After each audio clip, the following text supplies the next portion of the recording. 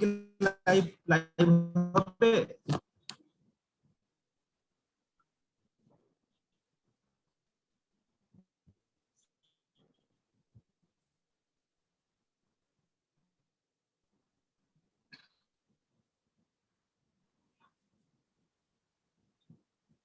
লাইভতে লেখা আছে? হ্যাঁ, তোমারটা কমপ্লিট হয়েছে? হ্যাঁ মানে কিন্তু লাইভটা বুঝতে পারছি না। লাইভ আসছে?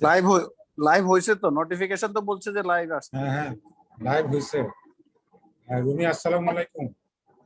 ওয়ালাইকুম আসসালাম। তো আজকে শুরু করে দেই আমি।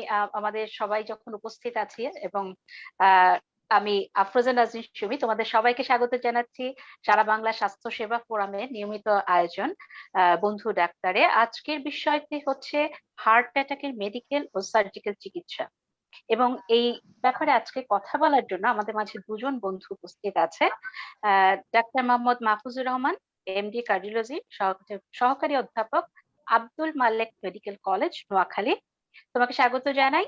আর আমাদের আরেকজন বন্ধু আছে আমাদের সাথে, ডাক্তার কাজী জাহিদুল হক, কার্ডিয়াক সার্জন, শিশু হসপিটালের সিনিয়র কনসালটেন্ট হিসেবে ছিল বাংলাদেশে, এখন আছে গ্লাসগো ইউকেতে কনসাল্ট কার্ডিয়াক সার্জন হিসেবে। তো জাহিদ, তোমাকেও স্বাগত জানাচ্ছি। কেমন আছো তোমরা? হ্যাঁ স্বাগতম। হ্যাঁ ভালো আছি। তোমরা সবাই ভালো তো?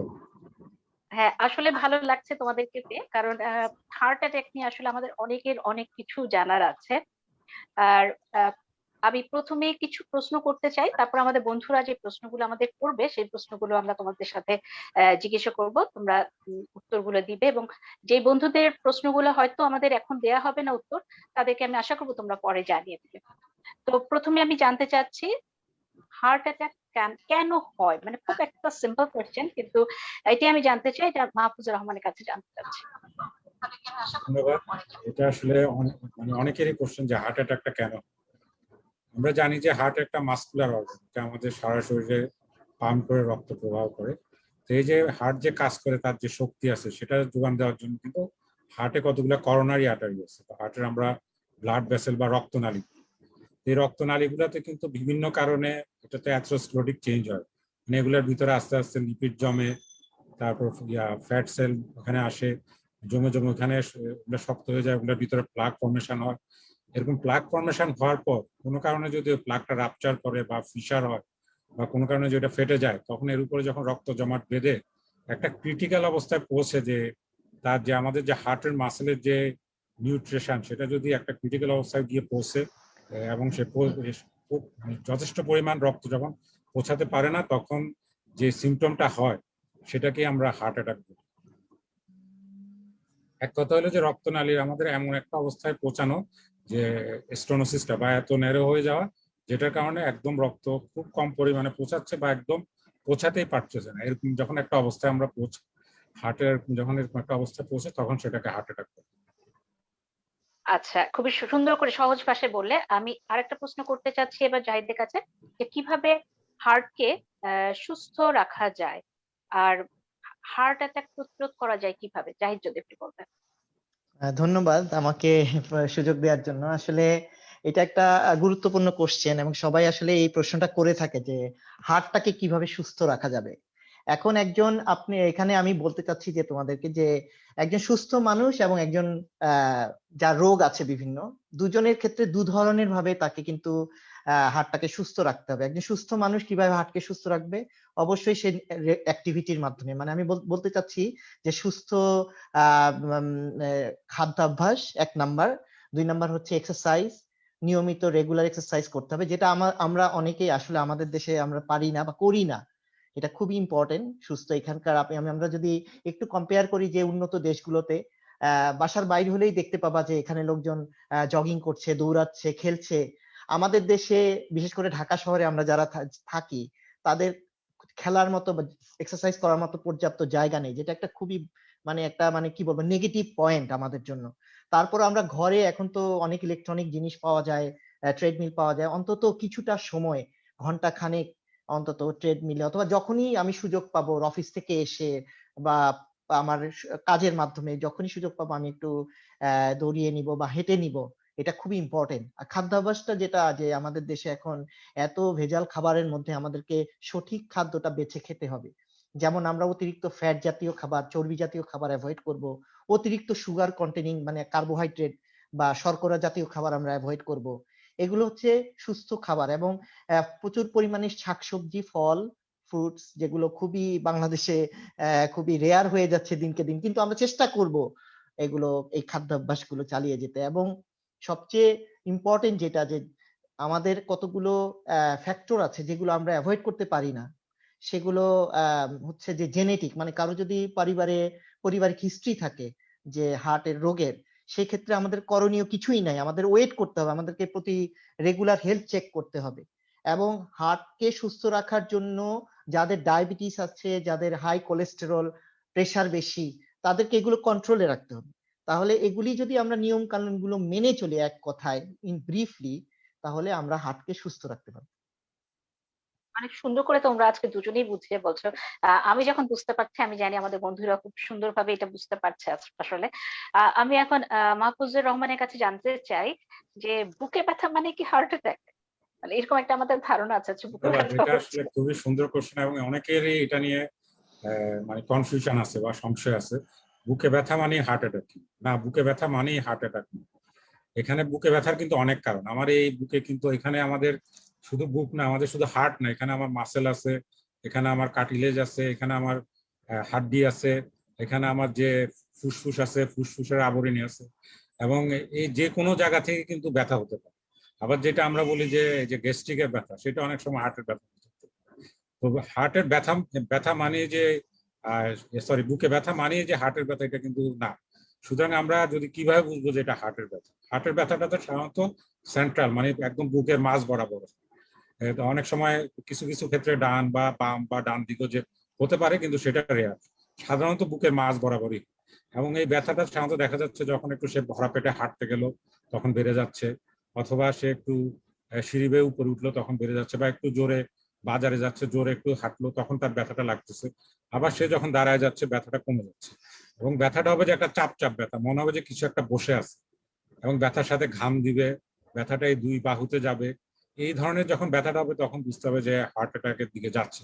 এবং হার্ট অ্যাটাকের ব্যথা যখন কিন্তু পুরো হার্ট অ্যাটাক হয়ে যায় তখন কিন্তু বসা থাকা অবস্থায় খুব ব্যথা হয়, এবং মনে হবে যে এখানে একদম বুকের উপরে কোনো একটা পাথর বসে আছে, খুব ঘামাবে, বমির ভাব হবে, তার বুক ধরফর করবে।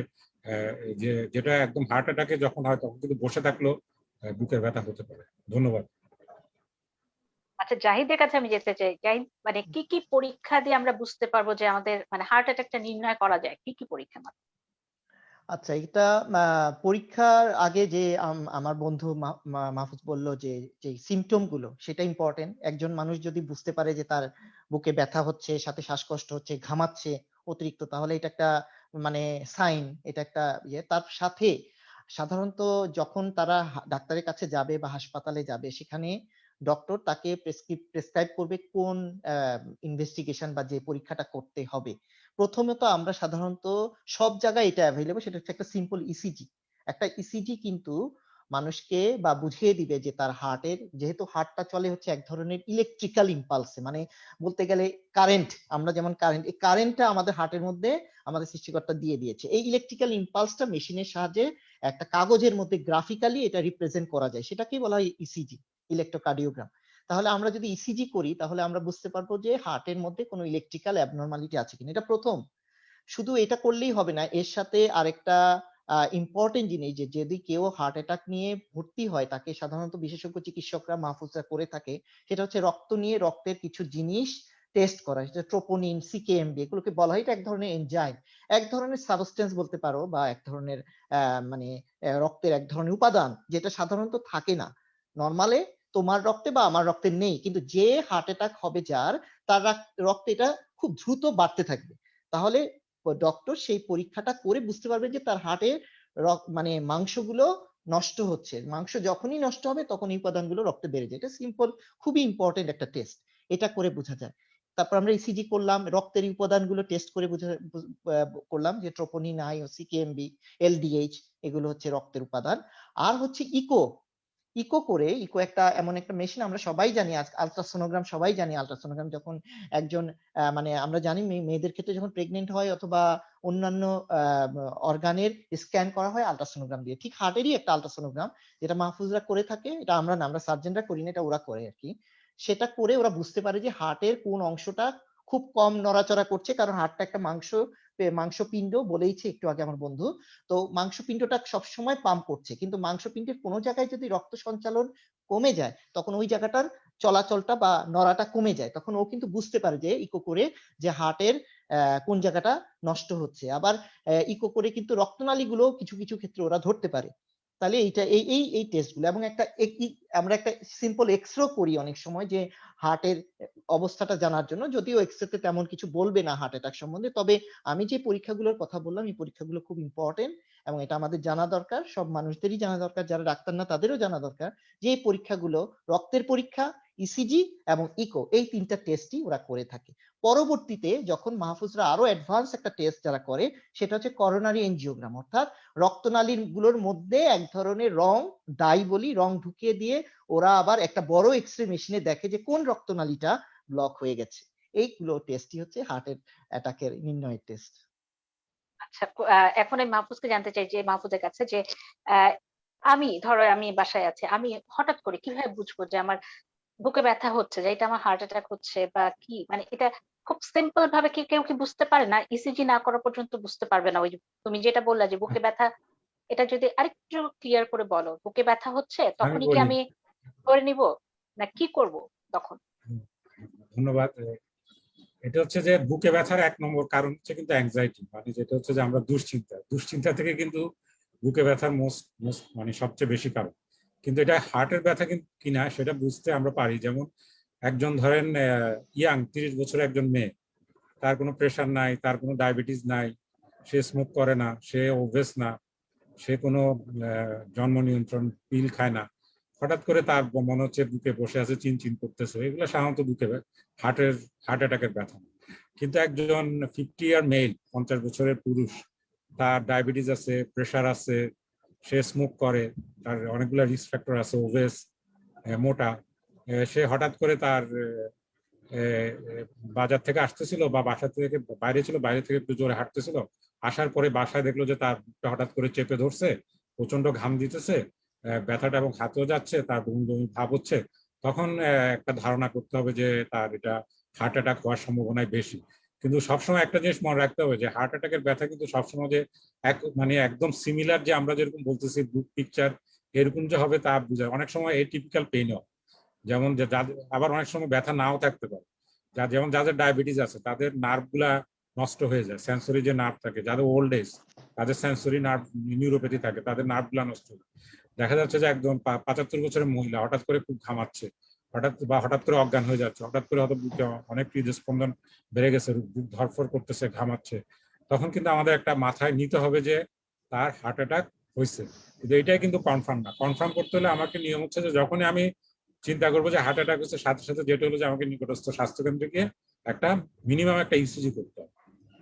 আবার একটা ব্যাপার আছে, ইসিজি কিন্তু 30% কেস, হার্ট অ্যাটাকের ক্ষেত্রে 30% কেসে কিন্তু ইসিজি কিন্তু আবার নর্মাল। ওই যে এখন আবার বললো যে 4 ঘন্টা পর যেটা সিরাম ট্রোপোনিন আই বা সিকেএমবি, এটা আবার 4 ঘন্টা পর থেকে বাড়া শুরু করে। তো 4 ঘন্টা পর হলে আমরা এগুলা করতে পারবো। তো এরকম যখন একটা পিকচার হবে, যেটা বললাম যে যার অনেকগুলো রিস্ক ফ্যাক্টর আছে, তার হঠাৎ করে বুক চেপে আসতেছে, ঘাম দিচ্ছে, বুকে ব্যথাটা হাতের দিকে যাচ্ছে, সে বসে থাকলে একটু ব্যথাটা কম লাগতেছে, হাঁটতে গেলেই ব্যথাটা বেড়ে যাচ্ছে, বা তার আগে যদি স্টেবল এনজাইনা থাকে, তার কাছে যদি নাইট্রোগ্লিসারিন যেটা আমরা স্প্রে বলি সেটা যদি থাকে, সেটা দিলে যদি ব্যথা কমতেছে, তখন বুঝতে হবে যে তার একটা হার্ট অ্যাটাক হয়ে গেছে। ধন্যবাদ।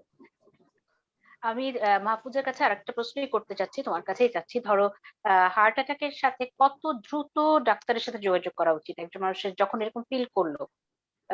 তখন কত দ্রুত সে যোগাযোগ করবে? যে জাহিদ খুব সুন্দর করে বলছে, এটা মাসকুলার অর্গান।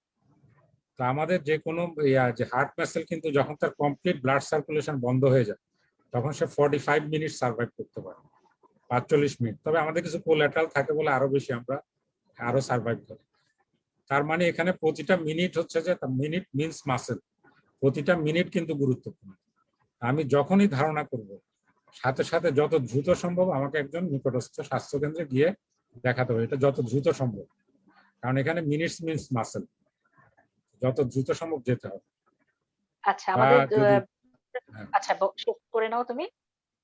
না ঠিক আছে, না যেটা বলছিলে শেষ করে ফেলো, আমাদের বন্ধুরা যেটা প্রশ্ন করছে। বলছিলাম যদি আমাদের কোনো যে এখন তো অনেকটা আমাদের ডিজিটাল ইয়ে আছে, যেমন টেলিমেডিসিন আছে, যদি যেমন এরকম হলো সে হয়তো কাউকে একটা ফোন দিল, ফোন দিয়ে যে অনেক সময় ইসিজিটা আমার যেমন অনেক রোগী কিন্তু এরকম করে যে ইসিজিটা ইয়ে করে হোয়াটসঅ্যাপে পাঠিয়ে দেয়, স্যার আপনাকে দেখেন একটু ইসিজিটা, তো ইসিজি যে দেখে আমরা কনফার্ম আমরা তাকে তখন তাকে সাথে সাথে বলি যে তুমি এই ম্যাট্রেস গুলো ইসিজি আমরা বুকের ব্যথার ধরন এবং ইসিজি দেখে কিন্তু অনেক সময় মোটামুটি 95% কনফার্ম হয়ে যায় যে এটা হার্ট অ্যাটাক বোঝা যায়।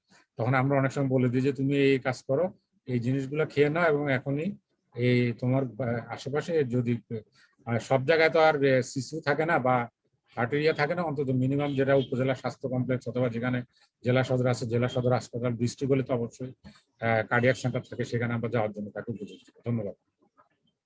আচ্ছা আমাদের একজন বন্ধু জিয়া হাসান প্রশ্ন করেছে, 88 বন্ধুদের আন্তরিক শুভেচ্ছা, সালাম এবং অভিনন্দন সুন্দর এই উদ্যোগ গ্রহণের জন্য। আমি হার্টের পেশেন্ট, 2.5 বছর আগে হার্ট অ্যাটাক হয় এবং ফুসফুসে তখন পানিও জমে, হার্টে 2টা রিংও লাগানো হয়। বর্তমানে সমস্যা হলো বেশিরভাগ সময় বুকের বাঁ পাশে চিনচিন ব্যথা ধরপড় করে, প্রায় মনে হয় কেউ চিমটি দিয়ে হার্টটা ধরে রাখছে, সিঁড়ি দিয়ে দোতলায় উঠলেই হাঁপিয়ে যায়। এইসব লক্ষণগুলো মাঝে মধ্যে এতটাই তীব্র হয় যে মনে হয় এই বুঝি সেকেন্ড অ্যাটাক হলো। আর এই প্রশ্নটা আমি যেতে চাই জাহিদের কাছে, জাহিদ যদি উত্তরটা দাও। আচ্ছা, এটা অবশ্যই এটা একটা খুবই গুরুত্বপূর্ণ প্রশ্ন। তার যেহেতু একটা তার একটা হার্ট অ্যাটাক হয়েছে এবং তার রিং পরানো, এখন এখানে উত্তরটা দেয়াটা অনেকটা কষ্টের, এই কারণে যে তাকে আমরা এক্সামিন করতে পারছি না। প্রথমত তার হিস্ট্রিটা যেটা উনি বললেন, সেই হিস্ট্রি অনুযায়ী এটা দুটো হতে পারে। একটা হতে পারে যে তার যেহেতু একটা রিং পরানো হয়েছে, তার সে জানে তার হার্ট অ্যাটাক হয়েছে, সাইকোলজিক্যালি সে কিন্তু একটা সাইকোলজিক্যাল ট্রমা হয়, যাদের আমরা যেটা দেখেছি আর কি, যে হার্ট অ্যাটাক হলে সাইকোলজিক্যাল ট্রমা হয়, সেই ক্ষেত্রে তার সবসময় পেশেন্ট মনে করে যে তার মনে হয় এই একটা হার্ট অ্যাটাক আবার হচ্ছে বা তার ব্যথা করছে। নর্মাল মাসকুলার পেইনও তখন তার কাছে মনে হতে পারে যে তার হার্ট অ্যাটাক। কিন্তু যদি তার রিং পরানো হয় এবং রিং গুলো যদি সঠিকভাবে কাজ করে, মানে ব্লক না হয়ে থাকে, তাহলে তার ভয় পাওয়ার কোনো কারণ নেই। এবং একটা জিনিস মনে রাখতে হবে, আমি একটা জিনিস দেখাতে চাচ্ছি, যে যেটা আমি একটু স্ক্রিনটা শেয়ার করি আমার, যে সরি আমি জানি না আমার স্ক্রিন দেখতে পাচ্ছি কিনা, দেখতে পাচ্ছ? দেখা যাচ্ছে, দেখা হ্যাঁ, আমি যাচ্ছে। একটু স্ক্রিনটা দেখাই, যে এখানে এই যে এখানে রক্তনালীগুলো, যেটা মাহফুজ খুব সুন্দরভাবে বলেছে, রক্তনালীগুলো হার্টের রক্তনালীগুলো, ঠিক আছে? এখানে সবাই নিশ্চয়ই দেখতে পাচ্ছ যে বড় বড় কিছু রক্তনালী আছে আর ছোট ছোট কিছু রক্তনালী আছে। তো আমরা যখন রিং পরাই তখন বড় রক্তনালীগুলোর যে ব্লকগুলো, হ্যাঁ, যেখানে রিং পরানো যায় সেখানে আমরা রিং পরাই। অনেকের ক্ষেত্রে দেখা যায় যে ছোট ছোট কিছু রক্তনালী ব্লক থাকে। সেই রক্তনালীগুলো ব্লক থাকলেও ভয়ের কোনো কারণ নেই, কারণ সেগুলো খুব অল্প কিছু পরিমাণ জায়গাকে তারা সাপ্লাই দিচ্ছে। কিন্তু বড় রক্তনালীগুলোই আমাদের টার্গেট থাকে, যে বড় রক্তনালীগুলো যদি আমরা ব্লক ছুটিয়ে দেই তাহলে সে বড় ধরনের অ্যাটাক তার হবে না। কিন্তু অনেকের দেখা যায় যে ছোট ছোট রক্তনালীগুলো খুব খারাপ থাকে এবং তাদের কিছুটা অল্প অল্প ব্যথা থেকেই যায়। কিন্তু এটা ভয়ের কোনো বড় ধরনের মেজর কোনো সমস্যা হওয়ার কথা না। যদি এরকম হয়ে থাকে, আমি জানি না, তার এনজিওগ্রামটা আমি দেখি নাই, বা মাহফুজ আরো ভালো বলতে পারবে, মাহফুজ দেখলে বলতে পারবে, আমি দেখলে হয়তো বলতে পারবো। তবে আমার মনে হয় যে এটা একটা সাইকোলজিক্যাল ট্রমা হতে পারে, অথবা তার এই ক্ষেত্রে ছোট ছোট রক্তনালীগুলো ব্লক থাকতে পারে। এক, দুই হচ্ছে যে তার ইকোতে তার ইজেকশন ফ্র্যাকশন বলে একটা কথা, মানে হার্টের কার্যক্ষমতাটা কেমন ছিল যখন আফটার অ্যাটাক, প্রথম অ্যাটাকটার পরে তার হার্টের কার্যক্ষমতাটা কেমন ছিল। অনেক সময় ম্যাসিভ বড় ধরনের অ্যাটাকের কারণে হার্টের বড় মাসল নষ্ট হয়ে যেয়ে হার্টের কার্যক্ষমতা পার্মানেন্ট ভাবে কমে যায়। তখন একটু হাঁটতে গেলে তার শ্বাসকষ্ট হবে, লাঙে পানি, যেটা উনি বলেছেন, আমার মনে হচ্ছে এটাও হতে পারে, মাহফুজও আমার সাথে হয়তো একমত হবে, যে হার্ট ফেলিওর হয়েছে। তার হার্ট ফেলিওর হলে লাঙে পানি জমে। তো সেই ক্ষেত্রে তার আমার জানতে হবে তার ইনজেকশন ফ্র্যাকশনটা বা হার্টের কার্যক্ষমতার পাওয়ারটা কতটুকু ছিল। যদি সেটা হয়ে থাকে তাহলে তার কিন্তু একটু এরকম হবেই, যে সে হাঁটলে, তার কিছু দূর হাঁটলে বা কিছু দূর গেলে তার একটু শ্বাসকষ্ট হতে পারে। তো সেই ক্ষেত্রে এই ইনফরমেশন গুলো আমাদের দরকার। আশা করি মাহফুজ আরো ভালো বলতে পারবে। তবে রিস্ক ফ্যাক্টরের যখন ছবিটা দেখতে পাচ্ছি, তুমি কি রিস্ক ফ্যাক্টরটা একটু বলে দিবে আমাদের, এখনই যেহেতু তোমার স্ক্রিনে আমরা দেখলাম।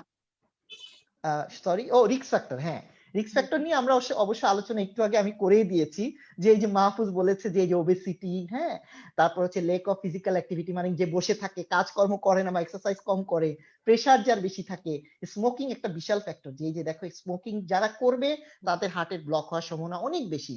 এটা হচ্ছে যাদের হার্টে কোলেস্টেরল বা চর্বি বেশি থাকে তাদেরকে চর্বি জাতীয় খাবার অ্যাভয়েড করতে হবে। ডায়াবেটিসে যে একটা ডায়াবেটিসের পেন দিয়ে দেখানো হয়েছে, ডায়াবেটিস যাদের বেশি থাকে তাদের হার্ট অ্যাটাক বেশি হওয়ার সম্ভাবনা আছে, যা বয়স বেশি হলে হবে, এটা স্বাভাবিক। আর এটা হচ্ছে ছেলেদের বেশি হয়। তুমি হয়তো একটু খুশি হবে এখন যে সুমি, যে মেয়েদের ক্ষেত্রে হার্ট অ্যাটাক কম হয়, ছেলেদের ক্ষেত্রে বেশি হয়। তবে একটা খারাপ খবরও আছে মেয়েদের জন্য, যাদের যেসব মেয়েদের করোনারি আর্টারি ডিজিজ হয় বা রক্তনালীর হার্টের রক্তনালী ডিজিজ হয়, তাদেরটা সিভিয়ার হয় কম, কিন্তু হলে খুব সিভিয়ার। এটাই আমরা আমাদের অভিজ্ঞতা থেকে দেখেছি। আর ফ্যামিলি হিস্ট্রিতে এখানে জিনের একটা যে ছবি আছে, জেনেটিক ফ্যামিলি হিস্ট্রি, এটা অবশ্যই ইম্পর্টেন্ট। অনেক ধন্যবাদ। আমি এবার দুটো প্রশ্ন একসাথে করব। প্রশ্ন দুটো আমাদের দুজন বন্ধু করেছে। জসিম উদ্দিন, এমডি জসিম উদ্দিন করেছে রাইস ব্র্যান্ড ও সূর্যমুখী তেল হার্ট অ্যাটাকের জন্য কতটুকু ক্ষতিকর। আর মুরাদ হোসেন করেছে সয়াবিন তেল কি হার্ট অ্যাটাকের জন্য দায়ী। আমি যেতে চাচ্ছি মাহফুজুর রহমানের কাছে। দুই বন্ধু আসলে দিয়ে দাও। হ্যাঁ, আমাদের রিস্ক ফ্যাক্টরের মধ্যে যেটা বললো যে একটা হলো যে আমাদের যেটা খাদ্যাভ্যাসের মধ্যে যদি আমরা যেটা অতিরিক্ত চর্বি যদি খাই, এখন যেটা হলো যে আমাদের উদ্ভিজ্জ তেলটা কিন্তু ভালো তেল, কিন্তু আমাদের যেটা সমস্যা হলো যে আমাদের যে উদ্ভিজ্জ তেলগুলো থাকে এগুলো অনেকগুলো ফর্টিফাইড করা থাকে, মানে এগুলো কিন্তু 100% উদ্ভিজ্জ তেল না। এগুলোর মধ্যে ফর্টিফাইড মানে এগুলাতে সাধারণত পাম অয়েল মিশানো থাকে, অনেকগুলাতে প্রায় 30-40% পাম অয়েল মিশানো থাকে, যে কারণে হচ্ছে যে দেখা যাচ্ছে যে এখন তোমার টেনশন ধরে গেল তোমার কথা শুনে। এখন যেটা হলো যে অতিরিক্ত তেল যেটা খেলে যেটা হচ্ছে যে আমাদের যেটা একটা কোলেস্ট্রল হচ্ছে এলডিএল, সেটা বাড়ে। সেটা যদি বাড়ে, সেটা বাড়লে কিন্তু আমাদের হার্ট অ্যাটাকের ঝুঁকিও বাড়ে। আবার যেমন অতিরিক্ত ভাত খেলে আমাদের ট্রাইগ্লিসারাইড, বা অতিরিক্ত ভাত আলু এগুলা খেলে আমাদের ট্রাইগ্লিসারাইড বাড়ে। ট্রাইগ্লিসারাইড বাড়লেও কিন্তু আমাদের হার্ট অ্যাটাকের ঝুঁকি বাড়ে। এবং আরেকটা আমাদের জন্য খারাপ খবর, যে আমাদের ইন্ডিয়ান সাবকন্টিনেন্টে কিন্তু আমরা যেগুলো এমআই পাই, হার্ট অ্যাটাক পাই, এগুলো কিন্তু আর্লিয়ার 50-র আগেই হয়। যেমন ওদের এখানে যেটা ইউরোপে কিন্তু হার্ট অ্যাটাক গুলো ম্যাক্সিমাম 50-র পরে। আর্লিয়ার যে এমআই আমাদের দেশে কিন্তু বেশি। এটার কারণ একটা হচ্ছে যে যেটা ছোট ছোট কিছু এলডিএল বলে, মানে আমাদের এলডিএল এর সাবফ্র্যাকশন কিছু বেশি, ছোট ছোট এলডিএল বেশি থাকে। এবং এই ছোট ছোট এলডিএল গুলো কিন্তু এলডিএল এর আরেকটা কারণ হলো আমরা অতিরিক্ত যেটা তেল খাই। এবং যেটা আরো খারাপ হচ্ছে যে হোটেলের খাওয়া। হোটেলে করে কি একই তেলকে বারবার ভাজে, একই তেলকে যখন বারবার ভাজবে সে ভেঙে ভেঙে খুব ছোট ছোট তেল হয়ে যাবে, যেটাকে আমরা এলডিএল এ বলি। মানে সরি, এই এলডিএল এ সাবফ্র্যাকশন গুলো খুবই খারাপ, এগুলোকে বলে ডেডলি কোলেস্টেরল। এবং যারা দেখবেন হোটেলে বেশি বেশি ভাজা পোড়া খায়, এদের কিন্তু হার্ট অ্যাটাকের সম্ভাবনা বেশি। সুতরাং তেল আমাদের কিন্তু সবকিছুই খেতে হবে, কিন্তু সেটা হলো যে পরিমিত পরিমাণে। সবকিছুর একটা পরিমাণ আছে, যে একটা আমরা যে আইডিয়াল ফুড বলি, এটার একটা পরিমাণ আছে। আমি কতটুকু কার্বোহাইড্রেট খাবো, কতটুকু ফ্যাট খাবো, ফ্যাটের মধ্যে আবার স্যাচুরেটেড আছে, আনস্যাচুরেটেড আছে। স্যাচুরেটেড কতটুকু খাবো, আনস্যাচুরেটেড কতটুকু খাবো, আমি প্রোটিন কতটুকু খাবো, আমি ভিটামিন কতটুকু খাবো, আমি শাকসবজি কতটুকু খাবো, সবকিছু কিন্তু একটা ব্যালেন্স করা আছে। এবং ব্যালেন্স করে যেটা সবচেয়ে বেস্ট ডায়েট, সেটাকে বলা হয় মেডিটেরিয়ান ডায়েট। যে ভূমধ্য সাগরীয় অঞ্চলে যেটা ইটালি এরা যে ডায়েট গুলা খায়, এটা হলো সবচেয়ে বেস্ট ডায়েট। ওরা যেটা করে, ওরা কিন্তু 5-6 বেলাই এরা কিন্তু ফ্রুটস খায়, ফ্রুটস সবজি এগুলা কিন্তু ওরা খুব বেশি খায়। এবং ওরা যেটা বেশি তেল ইউজ করে সেটা হচ্ছে যে এটা এই আমলকির তেল যেটা, বা যেটা হলো যে এই জলপাইয়ের তেল, এটা কিন্তু ওরা বেশি ইউজ করে। এই তেলগুলা কিন্তু সয়াবিন বা তেল বা অন্যান্য তেলের চেয়ে ভালো। এবং তেল যত কম ইউজ করা যায়, যত কম তেলে রান্না করা যায়, কম কিন্তু ভালো রান্না করার অনেকগুলো উপায় আছে। তো এগুলা যদি আমরা, যেটা প্রশ্ন ছিল যে তেল খেলে কি সমস্যা আছে কিনা, বেশি তেল খেলে অবশ্যই সমস্যা আছে। একজন বন্ধুর প্রশ্ন ছিল সয়াবিন তেলের, হ্যাঁ সয়াবিন তেলও বেশি যদি আর একটা হচ্ছে সূর্যমুখী তেল, যদি সয়াবিন তেল কম পরিমাণে খায়, ওটাকে যদি যত ডিপ ফ্রাই করবে। হ্যাঁ, আরেকটা প্রশ্ন কি, আরেকটা তেলের ব্যাপার আছে, যত ডিপ ফ্রাই করবে তত খারাপ। খুব ডিপ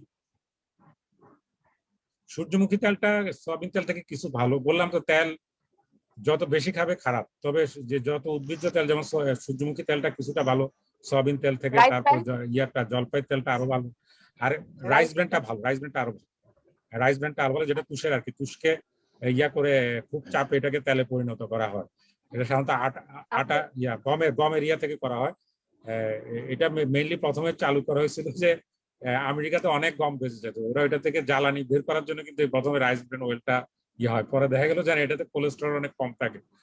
যেন আমরা জানি যে আমেরিকাতে প্রচুর উদ্ভিজ্জ গম থাকে, ওটা থেকে ওরা কিভাবে এই মানে জ্বালানি তৈরি করবে এটা রিসার্চ করতে গিয়ে কিন্তু এই রাইস ব্রেন বা এই ব্রেন অয়েলটা আসছে। তখন এগুলাতে কোলেস্ট্রল সাধারণত কম থাকে, মানে খারাপ কোলেস্ট্রল কম থাকে, সুতরাং এগুলা খাওয়া ভালো, তবে অতিরিক্ত তেল না খাওয়াই ভালো। আরেকটা বললাম যেটা ডিপ ফ্রাই, যত ডিপ ফ্রাই করবে তত খারাপ, যত হালকা ফ্রাই করবে, যত আমি প্রকৃতির কাছাকাছি থাকবো, মানে অরিজিনালের কাছাকাছি থাকবো তত ভালো। যেমন শাকটা যদি আমি হালকা তেল দিয়ে রান্না করে খেয়ে ফেলি, শাকের কিন্তু সব পুষ্টিগুণগুলা থাকে এবং খেলে ভালো থাকে। আর আমি শাকটাকে খুব ডিপ ফ্রাই করলাম, অনেক তেল দিলাম, অনেকক্ষণ ধরে ভাজলাম, এই রান্নাও কিন্তু একটা বড় ব্যাপার। রান্নার জন্য কিন্তু একই খাবারের এই মানে গুণাগুণ বা আমার হার্টের জন্য কতটুকু রিস্ক হচ্ছে না হচ্ছে সেটা কিন্তু বেড়ে যায়। আচ্ছা, আরেকটা কোশ্চেনের ব্যাপারে যে আরেকটা আমাদের এক বন্ধু বলেছিল যে সে ওই সিঁড়ি বেয়ে উঠলে হাঁপায় যায়, যে জাহিদ ঠিকই ধরছে, এটা তার কিন্তু হার্ট ফেলিউর আছে। হিস্ট্রি শুনে মনে হচ্ছে তার হার্ট ফেলিউর করছে, এবং লাংসে যেমন হার্ট অ্যাটাক হলে কিন্তু একটা হার্ট অ্যাটাকের একটা সিমটম হলো যে হার্ট ফেল, মানে হার্ট অ্যাটাকের একটা কমপ্লিকেশন হচ্ছে হার্ট ফেলিউর। হার্ট ফেলিউর যখনই হবে তখন হার্ট যখন পাম্প করতে পারবে না, হার্ট তো লাংস থেকে ব্লাডটা নিয়ে পাম্প করে, হার্ট যখন পাম্প করতে পারবে না তখন কিন্তু লাংসে ব্লাড বেড়ে যাবে, লাংসে যখন ব্লাড বেড়ে যাবে তখন ব্লাডগুলো কিন্তু ব্লাড থেকে পানিটা ফুসফুসে চলে আসবে। তার লাংসে ফুসফুসে পানি আসছিল মানে তার হার্ট অ্যাটাকের সময় কিন্তু হার্ট ফেলিউর ছিল। এবং তার কিন্তু যদি হার্ট ফেলিউর থাকে তাকে যেমন সে যেরকম বললে উঠলে হাঁপায় যায়, তার শ্বাসকষ্ট হয়, এটা কিন্তু তাকে অ্যাড্রেস করে এটার কিন্তু হার্ট ফেলিউর যথাযথ চিকিৎসা করতে হবে। যদি হার্ট ফেলিউর যথাযথ চিকিৎসা না করে, আমি বলবো জিয়া হাসানকে যে তোমার সাথে একবার পারলে যোগাযোগ করে নিতে, কারণ তুমি যেহেতু বাংলাদেশ আছো, কারণ এইভাবে তো আসলে বলে বলে তুমি, এটা আসলে এমনই একটা ব্যাপার তোমরা না দেখলে কেউ বলতে পারবে না। তো জিয়া হাসান তোমার সাথে যোগাযোগ করবে সারা বাংলা স্বাস্থ্য সেবা ফোরামের মাধ্যমে। আমার মনে হয় তখন আরো ভালোভাবে ও জানতে পারবে সমস্যাটা কি।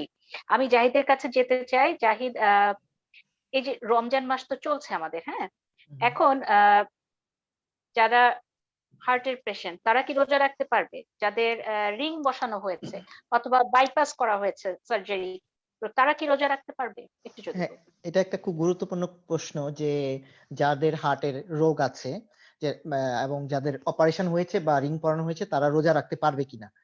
তো প্রথমত আমি বলি যে হার্টের রোগের দুই ধরনের রোগ আছে। একটা হচ্ছে রক্তনালী ব্লক হয়েছে কিন্তু তার রিং লাগে নাই এবং তার অপারেশনও লাগে নাই, ওষুধেই তার যথেষ্ট।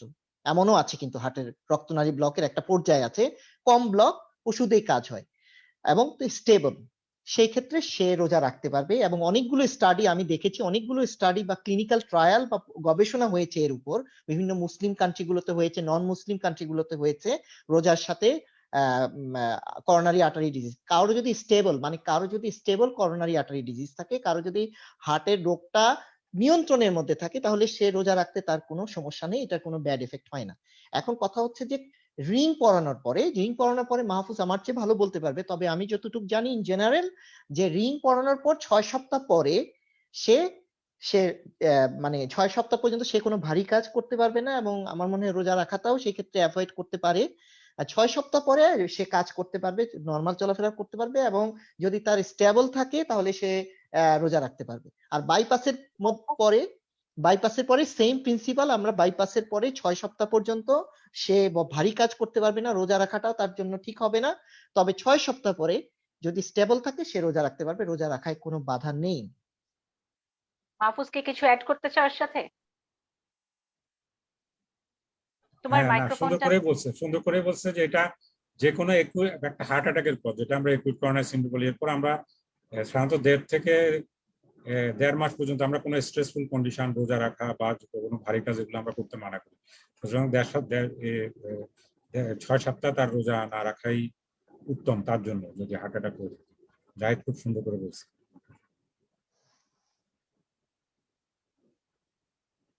আচ্ছা, ধরো এই যে হার্ট অ্যাটাক যার হয়ে গেছে, আমি জাহিদের কাছেই যাই, তার কি কি আসলে মেনে চলা উচিত ভালো থাকতে হলে? এই যে ওই আমাদের একটা বন্ধু যেমন ভয় পাচ্ছে যে আবার আমার হার্ট অ্যাটাক হলো কিনা, মানে কি করবে হার্ট, মানে পরবর্তী ধাপগুলো যদি একটু বলো, কি কি মেনে হ্যাঁ, আচ্ছা, চলা উচিত? হ্যাঁ, এটা আমি আবার সেই আগের ইয়েতেই ফিরে যাচ্ছি, রিস্ক ফ্যাক্টর গুলোতেই, যে রিস্ক ফ্যাক্টর গুলোর কারণে তার হার্ট অ্যাটাকটা হয়েছে। নিশ্চয়ই যার হার্ট অ্যাটাক হয়েছে তার কিছু রিস্ক ফ্যাক্টর ছিল, সে জানতো বা জানতো না। অনেক সময় এমন হয় আনফরচুনেটলি যে আমার প্রেশার আছে, আমি চিকিৎসা করছি না, তারপর অনেকে আছে আমাদের মধ্যে যারা কন্টিনিউয়াস স্মোকিং করেই যাচ্ছে, মানে তারা আসলে বুঝতেছে না যে স্মোকিংটা কত ব্যাড এফেক্ট আমাদের দেশে। আর হচ্ছে ধরেন ওই ধরো যে এক্সারসাইজ করছে না, নিয়মিত সে স্বাস্থ্যকর খাদ্য খাচ্ছে না, তো তাদের হার্ট অ্যাটাক হয়ে গেলে, যাদের হয়েছে তাদের অবশ্যই কিছু রিস্ক ফ্যাক্টর আছে। সে তাকে ভালো থাকতে হলে ওই রিস্ক ফ্যাক্টর গুলোকে তাকে অ্যাভয়েড করে চলতে হবে, যে রিস্ক ফ্যাক্টর গুলোর কারণে তার হার্ট অ্যাটাক হয়েছে। এক নাম্বার হচ্ছে তাকে স্মোকিং টোটালি বন্ধ করে দিতে হবে। যারা অনেকে মনে করে যে আমার তো রিং পরানো হয়ে গেছে, বাইপাস হয়ে গেছে, এখন আমি আবার স্মোকিং শুরু করতে পারি নিশ্চিন্তে, এবং আমরা দেখেছিও যে দেখা গেছে যে হার্টের মানে তার যার কষ্ট হতো চললে বা বুকে ব্যথা হতো, তার রিং পরানোর পরে বা বাইপাসের পরে তার এখন বুকে ব্যথা হচ্ছে না। সে চেইন স্মোকার ছিল, এখন কিছুদিন বন্ধ রাখছে, আবার চিকিৎসার পরে যখন সুস্থ বোধ করছে আবার সে স্মোকিং শুরু করে দিয়েছে নির্দ্বিধায়। তো এইটাকে মানে অবশ্যই বন্ধ করতে হবে স্মোকিংটা, এক। দুই নাম্বার হচ্ছে যার ডায়াবেটিস আছে তাকে অবশ্যই ডায়াবেটিসটা কন্ট্রোলে রাখতে হবে। এর জন্য চিকিৎসকের সাথে তার কন্টিনিউ যোগাযোগ রাখতে হবে, এবং ডায়াবেটিসের মেডিকেশন বা ওষুধগুলো তাকে যথাযথভাবে মানে ওষুধগুলোকে ইয়ে করতে, অ্যাডজাস্ট করতে হবে। এটা চিকিৎসকের সাথে কমানো বাড়ানো, এটাকে আমরা অ্যাডজাস্ট বলি। যদি ইনসুলিন কেউ নিয়ে থাকে তাহলে ইনসুলিনটা রেগুলার নিতে হবে, এবং রেগুলার তার ব্লাডের সুগার বা শর্করাটাকে চেক করতে হবে, এটা এক। দুই নাম্বার হচ্ছে যে তার প্রতিদিন অন্তত মানে বাইপাস এবং রিং করানোর পরে 1 ঘন্টা থেকে আধা ঘন্টা থেকে 1 ঘন্টা হাঁটতে হবে। যে কন্টিনিউয়াস 1 ঘন্টা হাঁটতে পারে না, আমরা বলি সে 10 মিনিট 10 মিনিট 10 মিনিট করে হাঁটুক, বা আধা ঘন্টা হাঁটুক, কিছুক্ষণ গ্যাপ দিই, তারপর আবার আধা ঘন্টা হাঁটুক, কিন্তু নিয়মিত 1 ঘন্টা তাকে হাঁটতেই হবে, এটা তার জন্য ম্যান্ডেটরি। এবং তার যত আদার্স যত ধরনের মানে অভ্যাস আছে যেগুলো হার্টের জন্য খারাপ, সেগুলো অ্যাভয়েড করতে হবে, এবং কোলেস্টেরলটা অবশ্যই চেক করতে হবে, এবং কোলেস্টেরল কমানোর ওষুধ যারা আমরা দিয়ে থাকি সাধারণত অ্যাটোরভাস্ট্যাটিন, যেটা আমরা দেই কোলেস্টেরল আমাদের কমানোর এখানে ওষুধ। রসুবা নামে হ্যাঁ, থাকে, হ্যাঁ। হ্যাঁ, সেই ওষুধটা নিয়মিত খেতে হবে, এবং এর জন্য তাকে নিয়মিত কোলেস্টেরল চেক করতে হবে। এগুলি যদি মেনে চলে তাহলে আশা করি তার হার্টটা ফার্দার ড্যামেজ হবে না।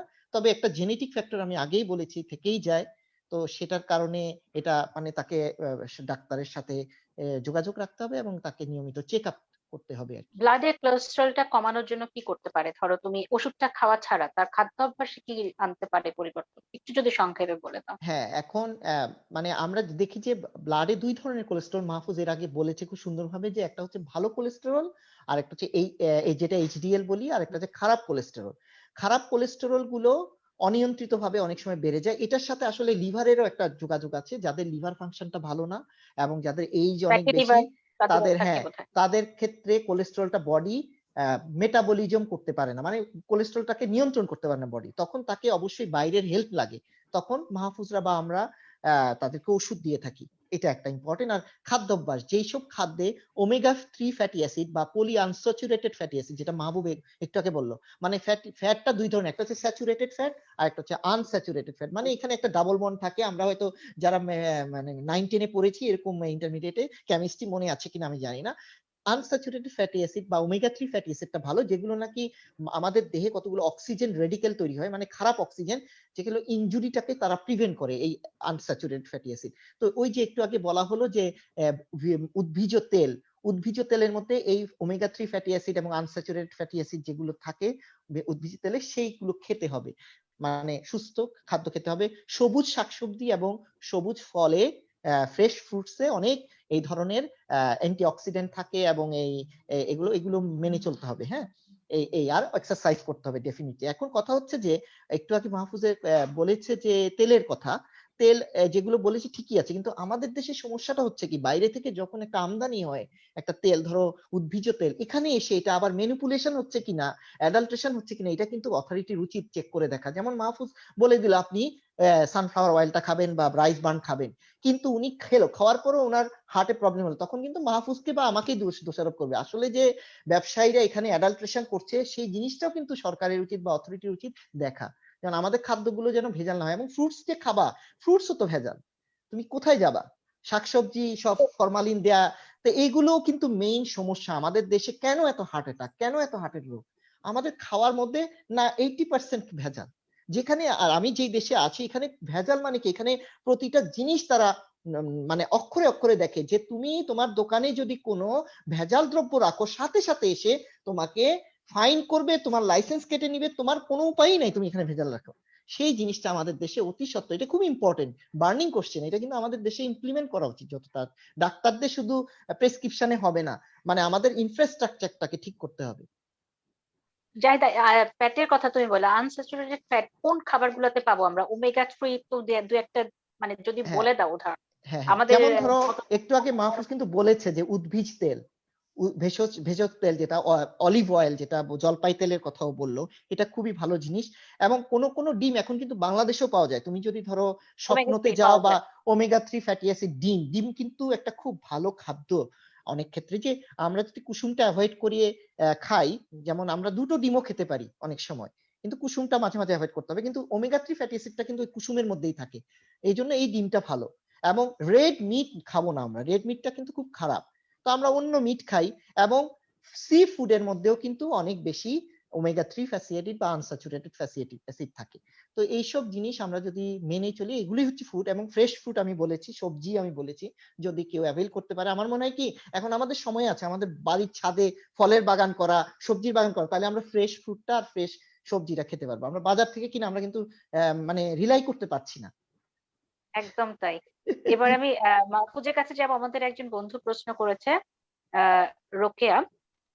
রোকেয়া শওকত লিখেছে, প্রথমে শুভেচ্ছা আপনাদের, আমার প্রেশার হাই, নিচেরটা সব সময় বাড়তে থাকে, ওষুধ খাচ্ছি অ্যান্ড্রেপ 100+, তারপরে কিলডেপ 10, সকালে একটা করে, দুপুরে মায়োকার্ড 5, কিন্তু বুক ধড়ফড় করে, বেশি টায়ার্ড লাগে, শরীর খুব দুর্বল, কখনো ইসিজি করাইনি, একটু পরামর্শ বন্ধুদের কাছে। মাহফুজ একটু ধন্যবাদ। বলো। হ্যাঁ, প্রেশার হাইয়ের সাথে কিন্তু অনেকগুলা সম্পর্ক আছে। একটা হচ্ছে যে বাড়তি ওজন। প্রেশার কমানোর জন্য আমরা কিছু নন ডায়েটারি বা মানে ড্রাগের বাইরেও কিছু অ্যাপ্রোচ আছে। যেমন একটা হচ্ছে যদি তার বাড়তি ওজন থাকে সেটা যদি কমায় ফেলে তাহলে কিন্তু প্রেশার কমে যাবে। যেমন লবণ খাওয়ার মধ্যে যদি সে লবণ খায় তাহলে কিন্তু প্রেশার বাড়তি হয়। যেমন সে ওষুধের ব্যাপারে বলছে যে অ্যান্ড্রেপ 100+, সিনডিপ 10, মায়োকার্ড 5, সে তার মানে সে যথেষ্ট ওষুধ খাচ্ছে। সে এখানে একটা, দুইটা, তিনটা, 4টা ওষুধ কিন্তু খাচ্ছে। আমরা যখন বলি যে 3টা ওষুধ খাওয়ার পরও প্রেশার নিয়ন্ত্রণ হচ্ছে না, তখন এটাকে আমরা রেজিস্ট্যান্ট হাইপারটেনশন বলি। সেখানে সে অ্যান্ড্রেপ 100 মানে যেটা আমরা সার্টেন পটাশিয়াম বলি, সেটা 100 মানে সর্বোচ্চ ডোজের কাছে। সিনডিপ 10ও অলমোস্ট সর্বোচ্চ ডোজে। মায়োকার্ড যেটা একটু কম ডোজ আছে। তার মানে তাকে দেখতে হবে যে অন্যান্য যে নন ড্রাগ যে ম্যানেজমেন্ট গুলো, তার যদি বাড়তি ওজন থাকে সেটা কমায় নিয়ে আসতে হবে। তা সে যদি খাওয়ার মধ্যে লবণ ইউজ করে সেটা কমায় নিয়ে আসতে হবে। আবার কিছু ড্রাগ আছে যেগুলোর কারণে কিন্তু প্রেশার বাড়তি থাকে, যেমন এমিট্রিপটালিন, নর্ট্রিপটালিন, বা ব্যথার ওষুধ যদি বারবার খায়, বা স্টেরয়েড জাতীয় কোনো ওষুধ যদি খায়, সেক্ষেত্রেও কিন্তু তার প্রেশার কিন্তু বাড়তি থাকে। তো সে যদি কোভিড এর সময়, এখন তো কোভিড চলছে, অনেকের তো কোভিড হয়ে গেছে, পোস্ট কোভিডে অনেক সময় কি প্রেশার এরকম বেড়ে যায় যেহেতু স্টেরয়েড নেয় বা অনেক কিছু, তখন ট্রিটমেন্ট চলে? আসলে পোস্ট কোভিড এর ব্যাপারগুলো এখনো কিন্তু মানে একদম শিওর না, এগুলো এখনো এক্সপেরিমেন্টাল লেভেলে আছে। কিন্তু ওরকম পোস্ট কোভিড এ সিনড্রোমে যেটা প্রেশার একদম বাড়তি থাকে সেরকম কোনো প্রমাণ একদম এখনো টিল কোনো ইয়াতে পাওয়া যায় নাই। তবে যেটা হচ্ছে যে তার আরেকটা যেটা বলছে যে টায়ার্ড লাগে, শরীর খুব দুর্বল, যেমন বিটা ব্লকার খেলে কিন্তু, যেটা মায়োকার্ড খায় এটাকে আমরা বিটা ব্লকার বলি, বিটা ব্লকার খেলে কিন্তু অনেক সময় অনেকের খুব শরীর দুর্বল হয়। সুতরাং তার শরীর দুর্বল। আরেকটা হচ্ছে মন খারাপ হলেও কিন্তু শরীর দুর্বল হয়।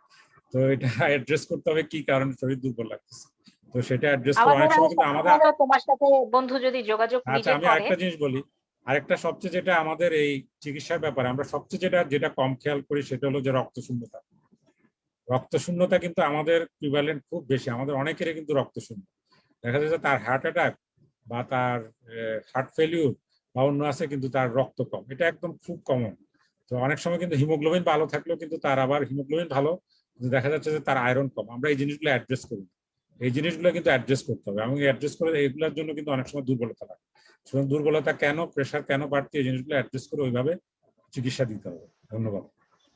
আচ্ছা, আমি জাহিদের কাছে একটা প্রশ্ন করি। আমাদের দুটো বন্ধু প্রশ্ন করেছে একই ধরনের প্রশ্ন। মুরাদ হোসেন লিখেছে যে হার্টের রোগীরা ডিম খেতে পারবে কিনা, কয়টি খেতে পারবে, সুস্থ মানুষ কয়টি ডিম খেতে পারবে। আর ফরিদা পারভিন লিখেছে ডিমের বিষয়টি আমিও জানতে চাই।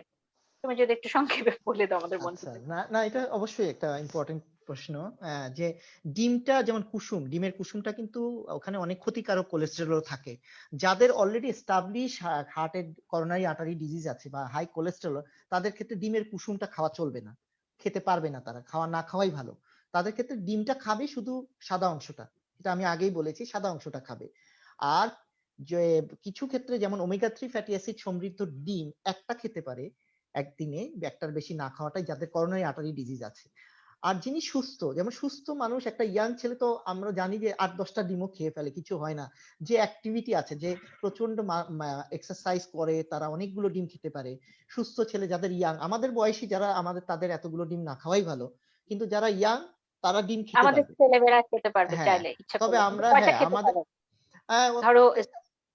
যদি তার প্রপার অ্যাক্টিভিটি থাকে, সে যদি এক্সারসাইজ করে, 4টা ডিম খেতে পারে, কোনো সমস্যা নেই।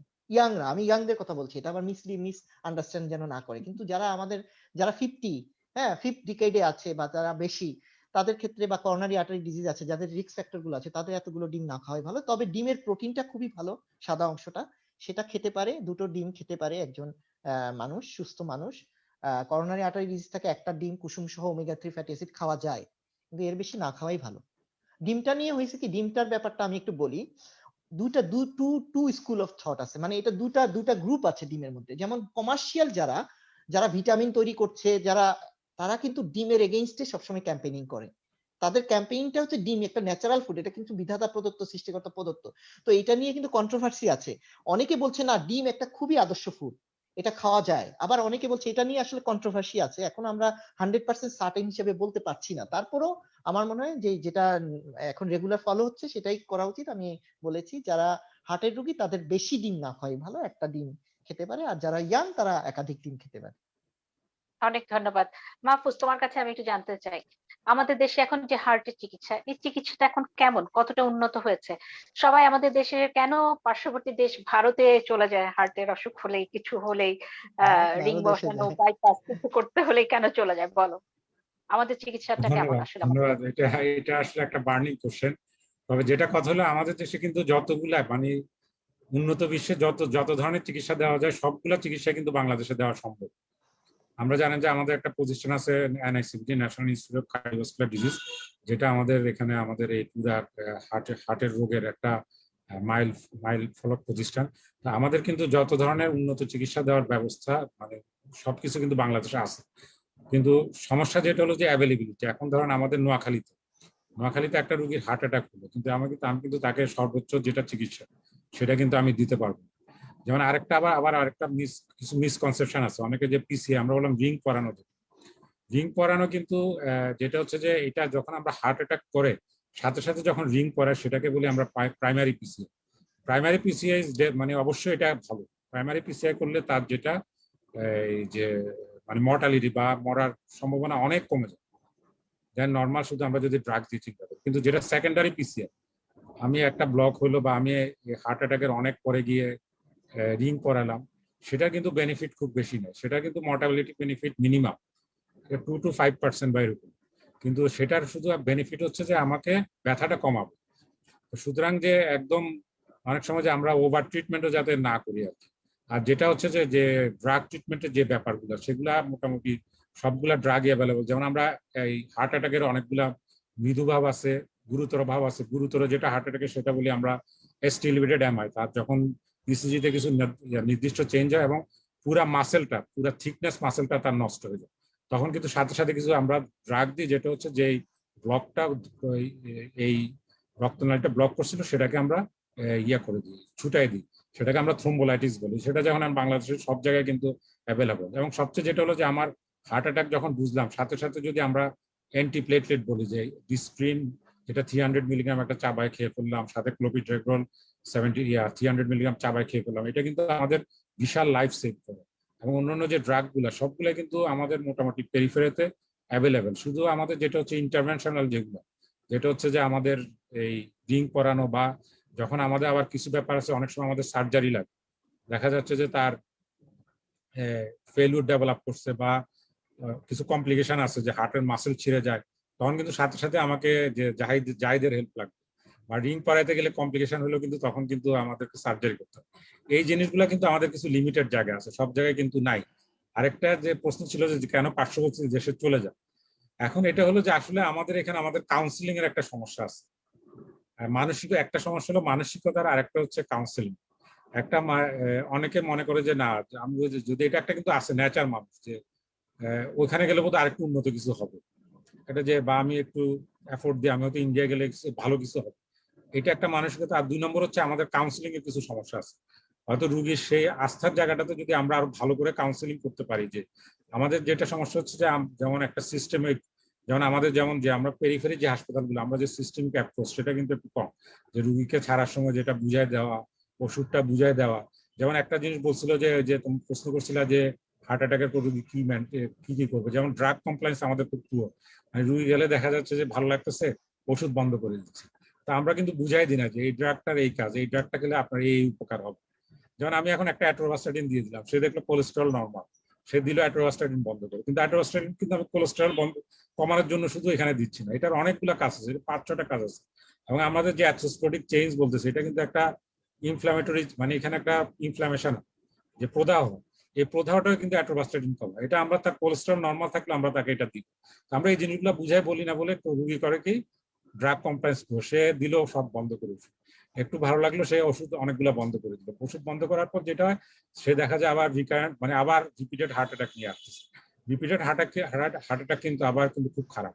তো সুতরাং আমাদের এই কাউন্সিলিং জায়গাটা উন্নত করতে হবে। আরেকটা হলো যে, আরেকটা জিনিস হলো যে পেশেন্ট এডুকেশন, এটা কিন্তু আমাদের খুব খারাপ। এটা ব্রেকের একটা স্টাডি ছিল, ধর আমার যেমন চিকিৎসা দেওয়ার একটা ক্ষমতা আছে, রুগীর আবার চিকিৎসা নেওয়ারও কিন্তু একটা ক্ষমতা আছে, ওটারও কিন্তু একটা ইন্ডেক্স আছে। এই ইন্ডেক্সটা কিন্তু আমাদের খুব পুয়ার। যেমন ইংল্যান্ডের ইন্ডেক্স আর আমাদের ইন্ডেক্স এক না। সুতরাং এই যে নেওয়ার ক্ষমতাটা, এটাও কিন্তু আস্তে আস্তে বাড়াইতে হবে। এটা বাড়াইতে হলে আমাদেরকে মাস এডুকেশন, সরকারের ইয়া থেকে কিছু প্রকল্প রাখতে হবে। এই যে যেটা বললাম মানসিক, আমাদের ক্ষেত্র থেকে কিছু এখানে সমস্যা আছে, আবার রুগীদের থেকেও কিছু সমস্যা আছে, দুইটা মিলে কিন্তু পার্শ্ববর্তী দেশে চলে যাচ্ছে। তো এটা একটা টোটাল, যদি এটার একটা পরিকল্পনা করা যায়, কিন্তু ইন্ডিয়া গিয়ে তারা যত ধরনের চিকিৎসা নেয় সবগুলা কিন্তু বাংলাদেশে হয়। এরা ঘুরে আসে আবার আমাদের কাছে আসলে তো আমরা আবার দেখি, এটা কিন্তু চিকিৎসা নিয়ে কোনো খুব বেশি হেরফের হয় না। কিন্তু সেটা ওই যে বললাম যে মানসিকতা এবং যেটা হলো যে কাউন্সিলিং, এই দুইটা ব্যাপারে যদি আমরা আরো মনোযোগী হই, তাহলে এটা আরো কমে যাবে। ধন্যবাদ। আমি এই অনেক ব্যাপারে ধন্যবাদ। একটু অ্যাড করি যে অবশ্যই, হ্যাঁ। হ্যাঁ, আমি বন্ধু যেটা বলেছে মাহফুজ, এটা একদম 100% একদম। আমি তো একটা উন্নত দেশে কাজ করছি এবং এখানে সবচেয়ে বড় কার্ডিয়াক সেন্টারে আমি কাজ করছি। এবং বাংলাদেশে এখন যে হাসপাতালগুলো আছে, যেমন টারশিয়ারি লেভেল, বললো এনআইসিবিটির কথা, ঢাকা মেডিকেল অথবা বঙ্গবন্ধু শেখ মুজিব, এগুলো হচ্ছে সরকারি, এবং প্রাইভেট হচ্ছে স্কয়ার, অ্যাপোলো, ইউনাইটেড, এগুলো। এই যে চিকিৎসা লেভেল, এটা ইকুইভ্যালেন্ট, মানে একদম বাইরের দেশের যে চিকিৎসা সেম, আমরা বাংলাদেশে যেই চিকিৎসা দিচ্ছি এখানে, বিলিভ ইট, আমি নিজের চোখে দেখা, আমি করছি, এই সেম চিকিৎসা আমরা এখানে দিচ্ছি, সেম, কোনো হেরফের নাই। এবং মাহফুজরা ওখানে রিং পড়াচ্ছে, এখানে একইভাবে রিং পড়াচ্ছে।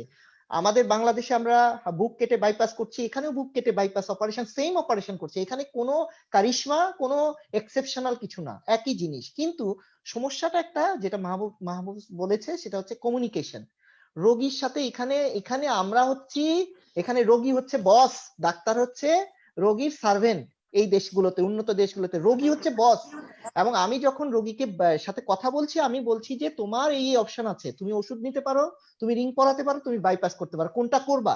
রোগী ডিসাইড করে যে না আমি এটা করব। তারপর আমি তাকে বুঝাই যে না, তোমার রিং পরানো যাবে না, রিং পরানো খারাপ হবে প্রগনোসিস, বাইপাস করলে ভালো হবে। অথবা আমি বলি যে না, দুইটারই সমান আউটকাম, তুমি রিংও পরাতে পারো। অথবা আমরা কখনো কোনো জিনিস রোগীর উপর চাপিয়ে দেই না এখানে, এই উন্নত দেশগুলোতে। এটা একটা ফ্যাক্টর। 3 নাম্বার ফ্যাক্টর হচ্ছে যে এখানে রোগীদেরকে, বিশ্বাস করো, রোগীদেরকে একটা পয়সাও পে করতে হয় না এই রিং পরাতে এবং তাদের বাইপাস অপারেশন করতে। ফলে যেটা হয় সাইকোলজি একটা ব্যাপার, তুমি একটা হাসপাতালে গেলা, ধরো এভার কেয়ার বা ইউনাইটেডে গেলা, তুমি এখানে 3 লাখ 4 লাখ টাকা পে করছো, তারপর তুমি সবসময় দেখবা যে ওদের কোন খুঁটটা তোমার সাইকোলজিতেই আসবে, যে তারা কোনটা মিস করলো, সবসময় তুমি তাদের সমালোচনা করবা। যখন কিন্তু তোমাকে যদি কোনো জায়গায় একটা পয়সাও পে করতে না হয়, কিন্তু তুমি যদি হাই লেভেল স্ট্যান্ডার্ডের একটা ট্রিটমেন্ট পাও, তখন তোমার ভিতরে স্যাটিসফ্যাকশনটাই হয়ে যাবে অন্যরকম। এটাও একটা আমাদের দেশের মানসিকতা। এই জন্য রোগীর দোষ না, এটা হচ্ছে সরকার যদি বা গভর্নমেন্ট যদি একটা হেলথ কেয়ার সিস্টেম চালু করতো, একটা ইন্স্যুরেন্স পলিসি চালু করতো, তাহলে তোমার আমার এক পয়সাও খরচ হতো না হাসপাতালগুলোতে, আমরা প্রপার স্যাটিসফ্যাকশন নিয়ে আসতে পারতাম।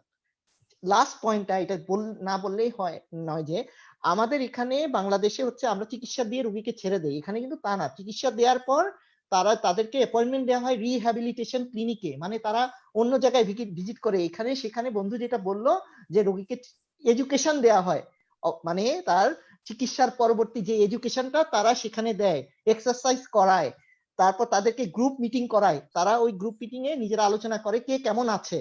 এগুলো অনেকগুলো ফ্যাক্টর, মানে এগুলো আরেকদিন লাগবে এগুলি যদি আমি আলাপ করি।